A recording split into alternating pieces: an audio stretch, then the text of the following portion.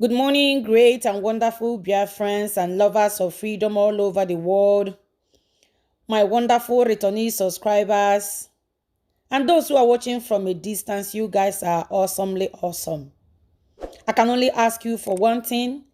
Please go ahead, smack the red button, click the notification bell. It's free of charge so we can preach this gospel of truth.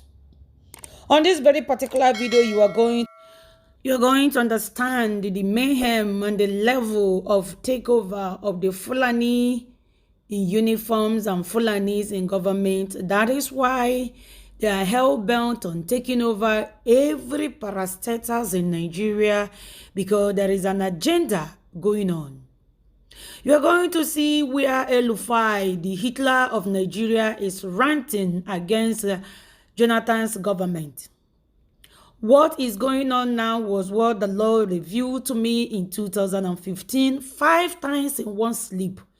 I will get up, I will pray, I will go back to sleep, and I will see where men and women in uniform are destroying life, that is killing without mercy.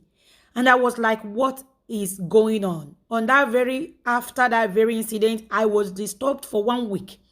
And I have to put out a video, my first ever video, warning our people about the Fulani APC and their broom. And the broom is coming to sweep away the peace, the unity, and what is going on in Nigeria as a den, which is the economic growth and what they are saying. That everything happening when it comes to insecurity was as a result of the propaganda of the Fulani and their intention to take over Nigeria and to run it over.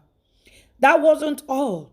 The Lord also opened my eyes to see the economic jihad against our business arenas. And I made a video. I want our people to fire every Fulani in all the marketplaces in Biafra land, on all the marketplaces that our people are controlled, because we are the target.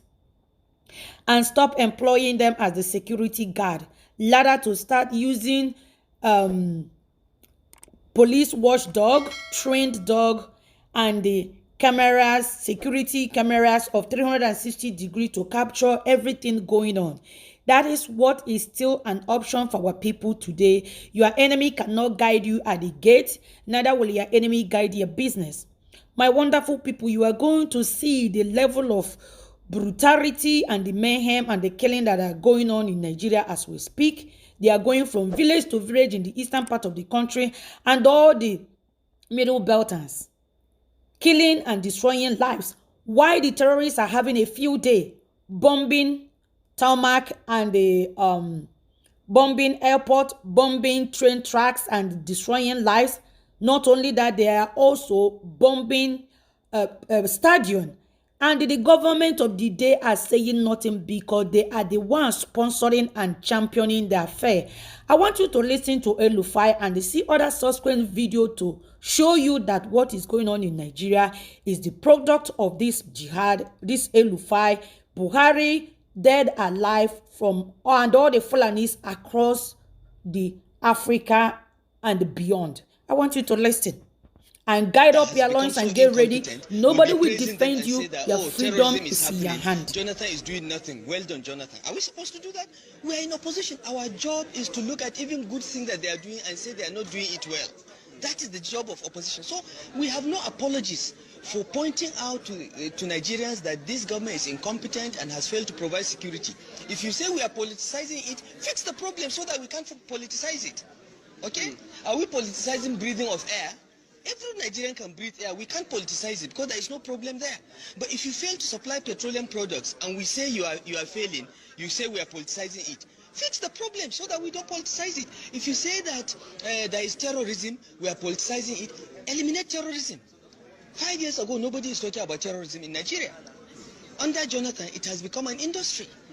And we should not take advantage of their failings so that we secure the votes of Nigerians in the next elections. There must be something wrong with them. We have made suggestions to the government on how to improve security. They have ignored it. They have set up 5 different committees that have given them recommendations how to address this problem of terrorism in the last 3 years. They have not implemented one. They are incompetent. but they try to blame other people. So at this stage that we are right now with terrorism in Nigeria, what do you think is the solution, especially on how to rescue the girls? Look, the government has the solution to this problem. Several committees have given them recommendations. They should just implement the recommendations in their drawer. Okay? As for rescuing the girls, we have seen examples of what countries do when this situation happens. You should have military action on the one hand and negotiation on the other hand. You should not foreclose anything because the lives of your citizens are at risk and you don't want to lose one life. You don't want to lose the life of one person. You don't want to lose the life of 250 girls. So whatever it takes to rescue those girls should be done. If one of these girls was Jonathan's daughter, the story will be different. The only reason why these girls are still in captivity is because they are not the daughter of any important man in Nigeria, and we know it. And if you say I'm politicizing terrorism, go and rescue the girls so that I don't have a basis to politicize it. So are you in support of negotiation? I am in support of every option. When you have lives of your citizens at risk, you should not take any option off the table. You should be flexible. You should listen. You should negotiate and look at the price you have to pay and get those girls out. You should not say you won't do this or you won't do that. This is irresponsible. While the world focuses its attention on Russia and Ukraine, southern Kaduna is burning to ashes. Every day it is a tale of how villagers are rounded up in the middle of the night or even in broad daylight, shot at, macheted, raped, kidnapped for ransom, while their homes and everything is burnt to the ground. The narrative has been twisted by the government of the day. Of course, who can fight the government when they say blue is green and green is yellow? Who can fight a government whose tribesmen kill at will, and when others come out to defend themselves, they send in the military to seize their bows, arrows, machetes, catapults and knives? President Muhammadu Buhari, you have failed the people of southern Kaduna even though you are not the chief security officer of that state. Your brother Nasir El-Rufai has shown us nothing but hatred. He watches as these crimes against humanity are perpetrated against our people, and the more you look, the less you see. Hand of Iseeeee, but the voice of Isaac.